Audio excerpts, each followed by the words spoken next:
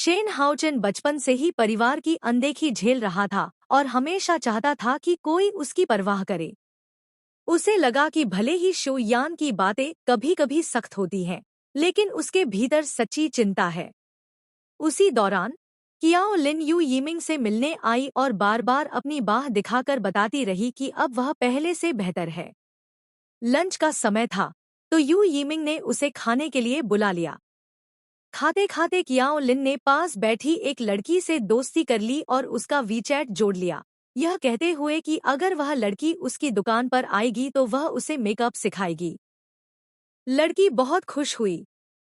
दूसरी ओर Shane Haochen देख रहा था कि शू यान बिना थके कमरे की सफाई कर रही है और उसकी देखभाल कर रही है, वह भी बड़े व्यवस्थित ढंग से। काम पूरा होने के बाद कमरे में दोनों के बीच हल्की झिझक सी महसूस हुई। माहौल हल्का करने के लिए शू यान ने खुद आगे बढ़कर उसे वह वीडियो दिखाया जो उसने उसकी राइडिंग के वक्त बनाया था। उसने समझाया कि इस वीडियो से उसकी कमजोरियां साफ दिखेंगी और कोच आसानी से सुधार कर पाएगा। बाद में शू यान ने शेन हाउमिंग को सच बताया कि हाउचेन ने जानबूझकर घोड़े से गिरने का नाटक किया ताकि परिवार का ध्यान पा सके।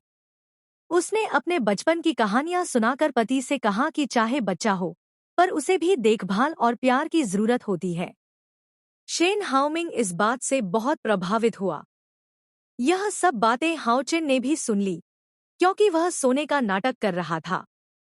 इसी बीच कियाओ लिन की मेकअप स्किल्स ने कंपनी का ध्यान खींचा और उसे सेल्स डिपार्टमेंट की लिस्ट में शामिल करने की बात हुई। पहले तो वह कॉन्फिडेंट थी, लेकिन जब लीडर ने उसकी कम पढ़ाई पर सवाल उठाए तो उसे अपनी कमी का एहसास हुआ। उसने सोचा कि अब कम समय में पढ़ाई सुधारनी होगी। पढ़ाई हमेशा से उसके लिए मुश्किल रही थी, इसलिए उसने यू यिमिंग से मदद मांगी। दूसरी तरफ शेन हाउचेन ने पहल करके अपनी भाभी से माफी मांगी और उनसे मदद मांगी कि वह उसे विदेश न भेजें। शू यान ने तुरंत हामी भर दी। जब यू लान ने बेटे की बनाई हुई ड्राइंग्स देखीं और बहू से सुना कि उसे सबसे छोटे बेटे के साथ रहना है, तो वह चुप हो गई। उसी वक्त शेन हाउमिंग भी वहां आ गया। हाउचेन को लगा कि उसकी भाभी वाकई कमाल की है, जिसने पूरे परिवार को एक साथ उसे देखने अस्पताल ला दिया। यह दिन उसके लिए बेहद खुशी का था। बाद में शेन हाउमिंग ने शू यान को एक बेहद खूबसूरत लाल रंग की कार गिफ्ट की। शू यान को लगा कि हर बार जब वह कुछ अच्छा करती है तो उसका पति उसे कोई तोहफा देता है, जो किसी सपने जैसा लगता है। फिर भी उसने अपने पति से साफ कहा कि वही उसका असली जीवन है, वही उसका सपना। लेकिन इसी बीच झो ज़ेयुआन फिर सामने आ गया। उसने शू यान को खाने पर बुलाया और उसके पुराने राजों का हवाला देकर धमकी दी कि अगर वह उसकी कंपनी में इन्वेस्ट नहीं करेगी तो वह सबको सच्चाई बता देगा। तभी शू यान की सास ने कॉल कर कल का सामान तैयार करने को कहा। नौकरानी ने मना किया कि वह नहीं आ पाएगी, तो शू यान ने खुद जिम्मेदारी ले ली। नौकरानी ने कहा कि अब शू यान घर की असली मालकिन जैसी हो गई है। यह सुनकर शू यान के दिल को बहुत सुकून मिला। उधर कियाओ लिन उदासी में शराब पी रही थी। तभी वहां यू यिमिंग भी आ गया। दोनों ने साथ में पीना शुरू किया। यू यिमिंग शराब संभाल नहीं पाया और नशे में कियाओ लिन के घर पहुंच गया, यहाँ तक कि उसने उल्टी भी कर दी। अगले दिन उसने कहा कि वह असल में नशे में नहीं था, बस शराब का असर तेज था। यह सुनकर कियाओ लिन हंस दी और उसे लगा कि यू यिमिंग के साथ वह कुछ हद तक खुश है। उसने यह भी सुना कि यू यिमिंग ने शू यान की एक बात उससे साझा की थी और यह इच्छा जताई कि दोनों बहनों को अब उसके जरिए बात नहीं करनी पड़े। लेकिन मुसीबत यहीं खत्म नहीं हुई। झो ज़ेयुआन बेशर्मी से शू यान के घर तक आ पहुंचा। शू यान को गुस्सा आया कि यह आदमी उसकी सास के सामने अच्छे बनने की कोशिश कर रहा है। वह अब भी महत्वाकांक्षी था और चाहता था कि शू यान अपने पति को धोखा देकर उसकी घटिया कंपनी में इन्वेस्ट कराए। शू यान ने सीधे सीधे उसकी कंपनी की पोल खोल दी। वहां न कोई ढंग के सिस्टम थे, न ही कोई वैध रेगुलेशन। उसने साफ कहा कि सरकारी जांच में यह सब तुरंत पकड़ा जाएगा। झो ज़ेयुआन ने फिर भी उसकी पुरानी पहचान का डर दिखाया, लेकिन शू यान ने सोचा कि अगर यह आदमी घर पर आता रहा तो हालात और बिगड़ेंगे। उसी समय शिन हाओमिंग ने देखा कि शू यान गोल्ड फिश पाल रही है और वह खुश हुआ। लेकिन यह देखकर चौंक गया कि झो ज़ेयुआन खुद उसके घर आया है। शू यान ने देखा कि उसका पति और यह आदमी साथ साथ बाहर जा रहे हैं। उसके मन में अब और भी गहरी इच्छा उठी, इस इंसान से हमेशा के लिए छुटकारा पाने की। शेन हाओमिंग और झो ज़ेयुआन ने साथ में जाम उठाया। शेन हाओमिंग ने बताया कि उनकी मां ने भी झो ज़ेयुआन का जिक्र किया था कि वह नई मेडिकल टेक्नोलॉजी में काम कर रहा है और मिस मां ने उसमें निवेश भी किया है। झो ज़ेयुआन ने बड़े ही बनावटी अंदाज में कहा कि इतने बिजी इंसान को भी अगर उसके जैसे छोटे बिजनेसमैन की याद है तो ये उसकी किस्मत है। उसने क्रेडिट शू यान को दिया और टोस्ट उठाकर उसे धन्यवाद दिया। शू यान ने मना कर दिया, यह कहकर कि उसे गाड़ी चलानी है। शेन हाओमिंग ने पूछा कि वह और झो ज़ेयुआन कब से एक दूसरे को जानते हैं।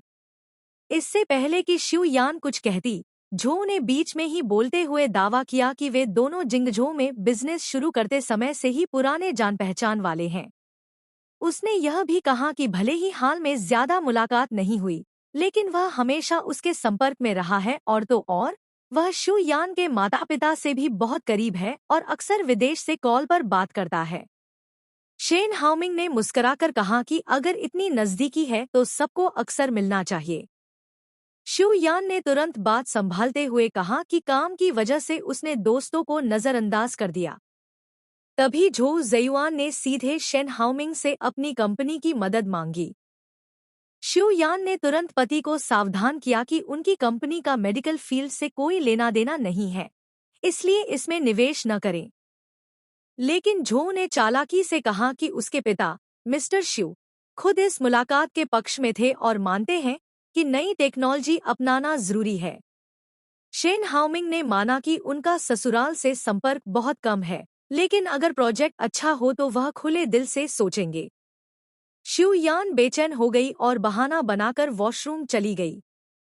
वहां झो ज़ेयुआन ने उसे घेर लिया और कहा कि वह उनके बीच की डील तोड़ रही है और उसके रास्ते में आ रही है, जबकि वह अब तक उसके लिए सब छुपाता रहा।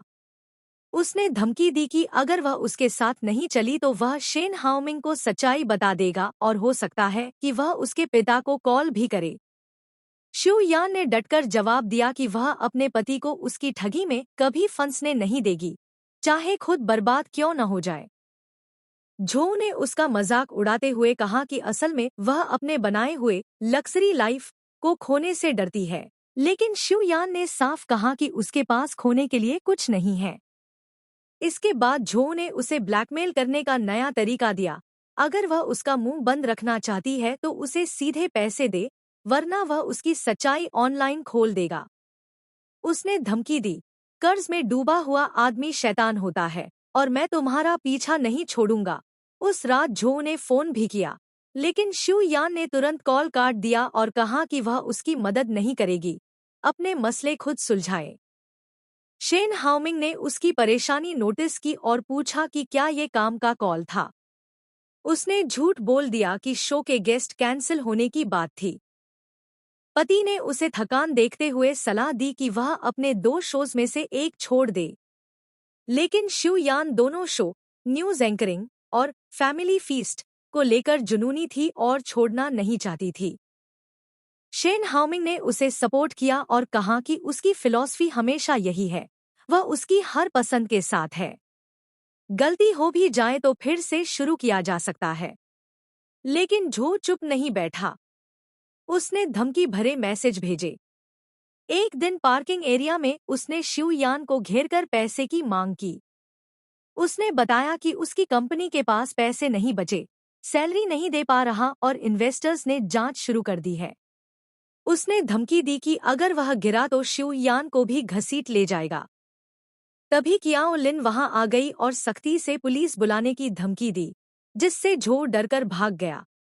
इसके बाद कियाओ लिन ने बहन को ढांढस दिया और माना कि उसने पहले गलतफहमी पाल रखी थी, खासकर लिन ताओ के मामले में। उसने बताया कि यू यीमिंग ने कहा था कि शू यान ने चोरी छुपे उसकी पढ़ाई की फीस भरी थी। यह सुनकर उसका दिल भर आया और दोनों बहनों ने गले मिलकर सुलह कर ली। कियाओ लिन ने वादा किया कि अब वह हमेशा बहन की रक्षा करेगी। उसने उसे ट्रीट देने के लिए महंगा केक भी खरीदा।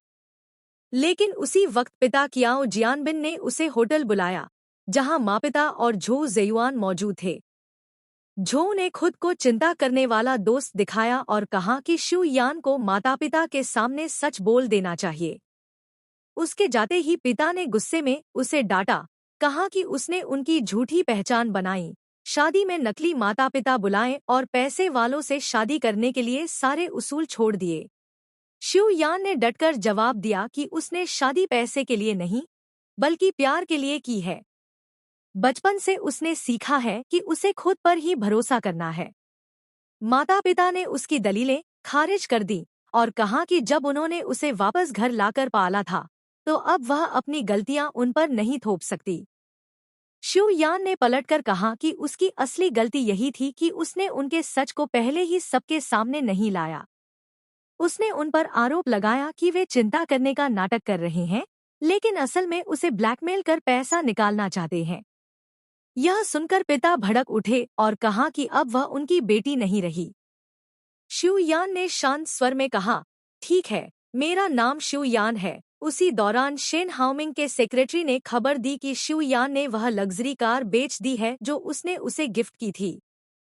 शेन हाओमिंग ने बस इतना कहा, ठीक है। शू यान ने कार बेचकर पैसे झो को ट्रांसफर कर दिए, लेकिन चेतावनी दी कि यह आखिरी बार है। आगे अगर उसने दबाव बनाया तो वह सीधे पुलिस बुलाएगी। झो ने हंसते हुए कहा कि ये पैसे उसकी कंपनी के घाटे के सामने कुछ भी नहीं है। उसने फिर धमकी दी कि अगर उसकी कंपनी डूबेगी तो दोनों साथ डूबेंगे। शेन हाओमिंग ने फिर झो को गोल्फ के लिए बुलाया। वहां झो ने अपने मेडिकल प्रोजेक्ट का सपना दिखाया, कहा कि यह टॉप मेडिकल एक्सपर्ट्स को रिप्लिकेट कर सकता है और 50 मिलियन के निवेश पर 20% सालाना रिटर्न देगा। शेन हाओमिंग ने मुस्कुराकर कहा कि वह टीम से बात करके बताएंगे और उनका सेक्रेटरी आगे की डील देखेगा। झो के जाते ही शू यान ने फिर पति को सावधान किया कि यह मेडिकल सेक्टर उनका क्षेत्र नहीं है और झो भरोसेमंद नहीं। उसने यह भी साफ किया कि झो से उसका रिश्ता उतना गहरा नहीं जितना वह दिखाता है। शेन हाओमिंग ने उसे दिलासा दिया कि इतनी बड़ी रकम उनकी ग्रुप से नहीं जाएगी, बल्कि दूसरों के निवेश से आएगी और यह रिस्क वह कंट्रोल कर लेंगे। उसने कहा कि वह बस खुश रहे, चिंता न करे। असल में शेन हाओमिंग धीरे धीरे झो को फंसने का इंतजार कर रहा था। कुछ महीनों बाद जब झो की कंपनी डूबने लगी, तो शेन हाओमिंग के सेक्रेटरी ने उसे एक आकर्षक ऑफर दिया, प्राइवेट इन्वेस्टमेंट, जिसमें 6% ज्यादा रिटर्न, पैसे एजेंट के जरिए किस्तों में और जिंदा ग्रुप का नाम बाहर। झो ने तुरंत हामी भर दी। 4 महीने बाद शू यान अपने करियर में चमक रही थी। तभी खबर आई कि झो ज़ेयुआन मकाओ में फ्रॉड और फंड्स की हेराफेरी के आरोप में पकड़ा गया है। शू यान को राहत मिली, लेकिन उसने पति से पूछा कि क्या उनके निवेश पर असर पड़ेगा। शेन हाओमिंग ने शांत स्वर में बताया कि उसने बहुत पहले झो की जुआ खेलने की लत पकड़ ली थी और उसके साथ सारे रिश्ते तोड़ दिए थे, इसलिए उनके पैसे पूरी तरह सुरक्षित हैं। उसने हल्के से यह भी छेड़ा कि उसने कार क्यों बेची। शू यान ने बताया कि उसने यह इसलिए किया ताकि मिस मा जैसे लोगों को नुकसान न उठाना पड़े। लेकिन शेन हाओमिंग ने समझाया कि मिस मा जैसी इन्वेस्टर्स सब जानती है और अक्सर ऐसे नौजवानों से घिरी रहना उन्हें अच्छा लगता है। उसने कहा कि अगली बार अगर पैसे की जरूरत हो तो सीधे उससे मांग ले, न कि अपनी चीजें बेचकर। शू यान को यह सब रहस्यमय लगा कि जैसे कोई परोक्ष रूप से उसकी मदद कर रहा था। बाद में कियाओ लिन ने उसे सलाह दी कि एक दिन उसे शेन हाओमिंग को अपनी सच्चाई बता देनी चाहिए, क्योंकि असली प्यार माफ कर देता है। शू यान ने माना कि वह चाहती है, पर सही समय नहीं मिला। कियाओ लिन ने एक दिन यू यीमिंग को साथ डिनर पर बुलाया। उसे लगा कि यू यीमिंग शू यान के साथ जरूरत से ज्यादा खुलकर बातें कर रहा है। उसी दौरान शू यान ने पति से हाइपोथेटिकल सवाल किया, अगर किसी दोस्त ने शादी से पहले अपना अतीत छुपाया हो और अब शादी के बाद सब बताना चाहती हो, तो क्या करना चाहिए? शेन हाउमिंग ने बिना सोचे कहा, मत बताओ। अगर रिश्ता मजबूत है तो राज राज ही रहना चाहिए। सच कभी कभी शादी में कांटा बन जाता है। फिर उसने अपनी अगली रणनीति पर ध्यान मोड़ा और बताया कि युआनहांग फंड के जियांग भाई बहन अगले हफ्ते लौट रहे हैं। उसने शू यान से मदद मांगी कि वह खासकर जियांग युन को इम्प्रेस करने में साथ दे, जो सिर्फ 35 की उम्र में बेहद ठंडी दिमाग और निर्णायक इन्वेस्टर मानी जाती है। उसी समय मिस्टर हुआंग का फोन आया और उन्होंने बताया कि शेन हाउमिंग के पिता नए डिस्ट्रिक्ट प्रोजेक्ट का सपोर्ट नहीं कर रहे, इसलिए फंड कंपनी की बैकिंग चाहिए।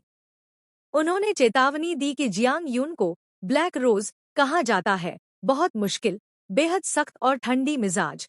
उसका भाई जियांग लियांग देखने में तो प्लेबॉय लगता है, लेकिन असल में एक नंबर्स जीनियस है, जिसे सब फाइनेंस की बारीकियां याद रहती हैं। मिस्टर हुआंग ने कहा कि वह बस परिचय कराएंगे, आगे सब शेन हाउमिंग पर है।